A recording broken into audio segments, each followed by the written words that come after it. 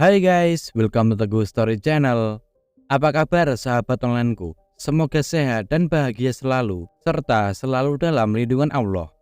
Guys, kasus kali ini terjadi di negara India, di mana seorang guru yang memiliki 2 gelar master telah membunuh 7 anggota keluarganya hanya karena cintanya kepada seorang pria tidak direstui oleh keluarganya. Bagaimana kisahnya? Simak video ini sampai habis sahabat onlineku.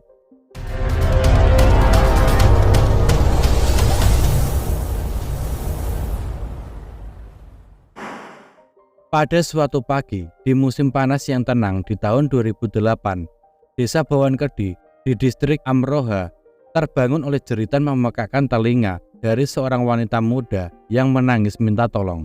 Putri Shaukat Ali Sabnam panik, seluruh keluarganya telah meninggal dunia. Orang-orang yang mendengar jeritan itu bergegas membantu Sabnam dan terkejut menyaksikan peristiwa berdarah itu. Shaukat Ali merupakan orang yang sangat dihormati di kampung Bhawankedhi di Amroha, negara bagian Uttar Pradesh, India. Keluarganya dikenal keluarga yang berpendidikan tinggi.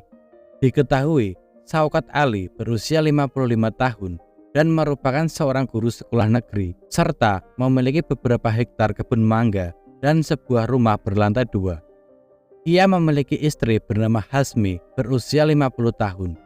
Mereka dikaruniai 3 orang anak. Anak pertama laki-laki bernama Anis berusia 35 tahun, seorang insinyur. Anak kedua perempuan bernama Sabnam berusia 24 tahun. Dan anak ketiga laki-laki bernama Rashid berusia 22 tahun, mahasiswa jurusan teknik. Di antara ketiganya, kakak Sabnam, Anis, diketahui sudah menikah dengan seorang wanita bernama Anjum berusia 25 tahun dan dikaruniai seorang anak yang mereka beri nama Ars.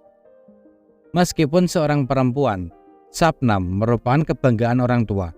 Sabnam adalah seorang guru yang memiliki 2 gelar master bahasa Inggris dan geografi. Ia juga dikenal gadis yang pendiam, patuh, baik, dan cerdas. Meski berpendidikan tinggi, Sabnam memilih mengabdi sebagai guru di kampungnya Bhawankedhi. Sebagai gadis yang baik, saat masih kuliah mengambil gelar masternya, ia sering bertemu dengan Usman Haifi. Usman Haifi adalah pria sekampung dengan Sabnam yang juga mahasiswa junior di kampusnya. Pada tahun 2003, Usman sempat putus asa karena merasa gagal di perkuliahannya. Nilai-nilainya buruk dan berniat berhenti kuliah. Namun, berkat semangat dan bantuan yang diberikan Sabnam, Usman pun berhasil menyelesaikan studinya pada tahun 2005. Hingga akhirnya Usman menjadi seorang jurnalis. Dan sejak saat itu, ia tidak pernah lagi bertemu Sabnam. Mereka pun menjalani kehidupannya masing-masing. Seiring berjalannya waktu, Sabnam bertemu dengan seorang pria bernama Salim. Hingga akhirnya keduanya menjalin sebuah hubungan dan ingin menikah. Malangnya, hubungan mereka tidak direstui oleh orang tua Sabnam.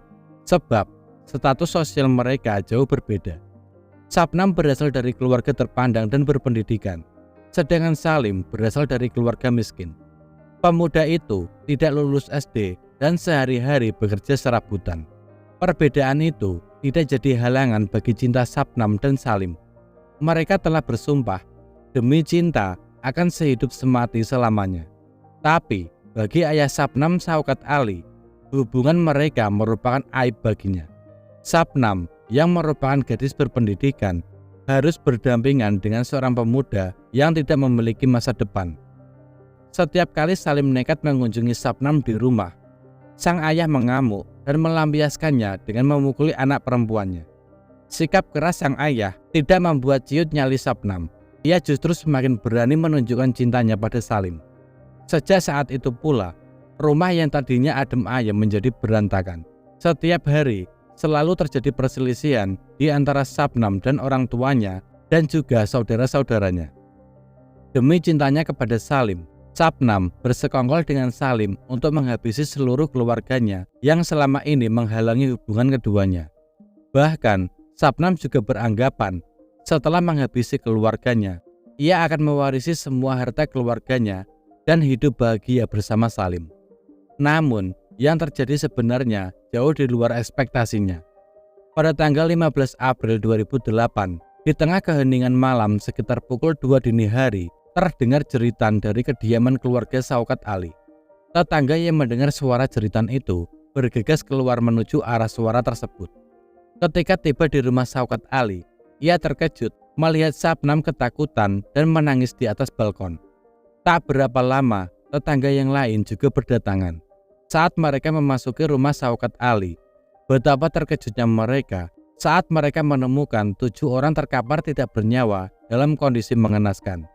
Ketujuh orang itu, yakni Syaukat Ali, ayah Sapnam, Hasmi, ibu Sapnam, Anis dan Rasid, saudara laki-laki Sapnam, Rabia, keponakan Sapnam, serta Anjum, ipar Sapnam, dan Ars, anak Anis. Kejadian itu pun langsung dilaporkan kepada pihak kepolisian. Saat diperiksa, Sapnam mengaku kepada polisi bahwa perampok memasuki rumahnya dan menghabisi keluarganya. Akan tetapi, setelah dilakukan pemeriksaan, terdapat keganjilan atas pengakuan Sapnam tersebut. Spray tempat tidur di mana para korban terkapar tidak berantakan. Sidik jari yang mencurigakan juga tidak ditemukan. Yang ada hanya sidik jari anggota keluarga dan juga tidak ada tanda-tanda penyerangan.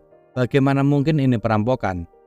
Dari hasil otopsi ditemukan fakta yang sangat mengejutkan, yakni dari ke-6 korban, di tubuh mereka ditemukan adanya obat tidur.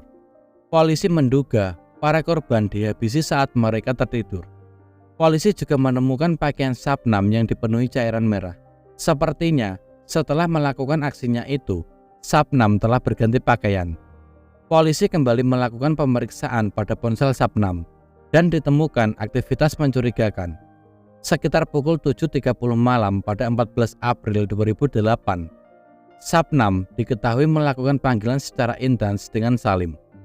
Kemudian pada pukul 1:09 dini hari tanggal 15 April 2008, kembali keduanya saling bertelepon. Hal itu dilanjutkan sekitar pukul 1:40 hingga pukul 2 dini hari. Setelah itu terdengarlah jeritan Sapnam dari balkon. Setelah dilakukan beberapa penyelidikan lebih lanjut, semua bukti kejadian itu mengarah kepada Sapnam dan Salim. Sehingga pada 19 April 2008, 5 hari setelah kejadian itu, polisi menangkap Sapnam dan Salim. Ketika diinterogasi, Sapnam mengatakan dirinya tidak bersalah. Ia menuding Salim adalah otak di balik kejadian ini. Sebaliknya, Salim juga menuding bahwa Sapnamlah dalang semuanya. Salim juga mengatakan bahwa hari itu Sapnam meminta tolong dirinya untuk membeli obat tidur. Dan Sapnam lalu menaruh obat tidur itu ke dalam minuman yang telah diminum oleh keluarganya. Setelah semua anggota keluarganya terlelap, Sapnam menelpon Salim dan meminta bantuannya untuk melenyapkan keluarganya. Barulah Salim datang dengan membawa sebilah kapak dan terjadilah aksi horor yang menelan 7 korban. Selanjutnya, Salim menyerahkan barang bukti sebilah kapak yang berlumuran cairan merah dan bungkusan obat tidur. Setelah berada di balik jeruji, ditemukan pemeriksaan yang sangat mengejutkan, yakni Sapnam telah hamil 7 minggu dan tidak seorang pun yang tahu akan hal ini. Bahkan Sapnam sendiri tidak menyangka kalau dirinya hamil. Saat sidang peradilan digelar, Sapnam dan Salim saling tuding dan saling menyalahkan. Jaksa penuntut mengatakan Sapnam adalah dalang di balik kejadian ini. Menurutnya, setelah tahu dirinya hamil, ia panik dan harus segera menikah dengan Salim. Padahal keluarganya tidak merestui hubungan mereka, sehingga membuat Sapnam berbuat sedemikian rupa. Sebaliknya, tim pembela Sapnam mengatakan bahwa selama ini Sapnam tidak tahu kalau dirinya hamil. Ia baru tahu setelah ia menjalani pemeriksaan kesehatan di penjara. Sapnam dan Salim kembali bersiteru dengan saling tuding atas kejadian ini. Hingga akhirnya pada tahun 2010, Pengadilan Distrik memvonis keduanya hukmat. Mendapati hukuman itu, keduanya mengajukan banding ke Pengadilan Tinggi Uttar Pradesh dan Mahkamah Agung, akan tetapi ditolak. Pada tahun 2015, Sapnam kembali mengajukan pengampunan kepada Gubernur Uttar Pradesh dan lagi-lagi ditolak. Tidak menyerah sampai di situ, pada tahun 2016, Sapnam kembali mengajukan pengampunan kepada Presiden India yang akhirnya juga ditolak. Keputusan hukmat membuat geger media dan sebagian masyarakat. Sebagian beranggapan sudah sewajarnya Sabnam dan Salim mendapatkan hukuman itu. Terlebih, Sabnam yang dengan begitu keji telah melenyapkan 7 anggota keluarganya. Bahkan, ia tidak mengaku bersalah dan tidak pernah menunjukkan penyesalannya sedikit pun. Sabnam dan Salim dipenjara sembari menunggu eksekusi hukumannya. Sabnam akan menjadi wanita pertama yang menjalani hukmat setelah India merdeka. Akibat kejadian ini, tidak ada yang menyangka Sabnam yang dikenal wanita pendiam tega melakukan itu kepada keluarganya sendiri. Mereka berharap Sabnam segera dieksekusi atas perbuatannya itu. Sementara keluarga Salim, mereka yakin Salim bukan dalang di balik kejadian ini. Akan tetapi, mereka hanya bisa pasrah atas hukuman yang diterima Salim. Pada Desember 2008, Sabnam melahirkan seorang bayi laki-laki di penjara yang kemudian ia beri nama Muhammad Taj. Menurut peraturan di India, seorang napi boleh membesarkan anaknya di penjara hingga berusia 6 tahun. Setelah itu, sang anak harus keluar dari penjara dan diserahkan kepada pihak yang akan mengasuhnya. Meskipun statusnya seorang napi di penjara, Sabnam berusaha membagikan ilmunya dengan menjadi guru bagi anak-anak napi yang ingin belajar membaca, menulis, dan berhitung. Kasus Sabnam dan Salim ini menjadi berita besar di India, dan berita itu sampai di telinga Usman Saifi yang merupakan junior Sabnam di kampusnya dulu. Karena dulunya Usman pernah ditolong Sabnam, ia kemudian berencana untuk membalas budi kepada Sabnam. Ia mengunjungi Sabnam beberapa kali di penjara, namun Sabnam menolaknya untuk bertemu. Hingga akhirnya Sabnam mau menemuinya, dan Usman lantas mengajukan keinginannya untuk mengadopsi dan membesarkan anak Sabnam. Awalnya, Sabnam menolaknya. Akan tetapi, setelah diberikan pengertian, Sabnam pun akhirnya menyetujui hak asuh anaknya diberikan kepada Usman Saifi. Pada tahun 2015, saat Usman menjemput anak Sabnam di penjara, anak itu mengajukan 3 permintaan. Pertama, ia ingin makan es krim. Kedua, ia ingin bertemu aktor terkenal India Salman Khan. Dan ketiga, ia ingin memakai setelan jas. Dengan senang hati, Usman dan istrinya Vandana Singh memenuhi ketiga permintaan anak itu. Vandana, istri Usman yang berprofesi sebagai guru, menyambut Taj dengan penuh sukacita. Ia juga sangat menyayangi Taj. Bahkan Usman dan istrinya telah bersepakat tidak akan memiliki anak sendiri dan konsen mengasuh dan membesarkan Taj. Meskipun dibesarkan di penjara, Taj merupakan anak yang baik. Ia sangat menghormati orang lain serta penyayang. Bahkan, Taj juga bercita-cita ingin menjadi seorang hakim, sebab ia ingin menegakkan keadilan dan membantu orang-orang yang mencari keadilan. Meskipun sudah diasuh orang lain, Taj masih sering mengunjungi ibunya di penjara. Ia juga sangat menyayangi ibunya Sabnam. Tak pernah sedikit pun ia melupakan ibunya. Akan tetapi, kehidupan Taj mengalami berbagai problema. Tidak semua orang baik kepadanya. Teman-teman sekolah dan orang-orang yang ditemuinya kerap membulinya dengan status ibunya yang merupakan seorang napi dan akan dieksekusi. Ia pun tidak bisa berbuat apa-apa selain berlari pulang kemudian mengurung diri di kamar dan menangis. Ia tidak bisa membayangkan bagaimana rasanya kehilangan seorang ibu.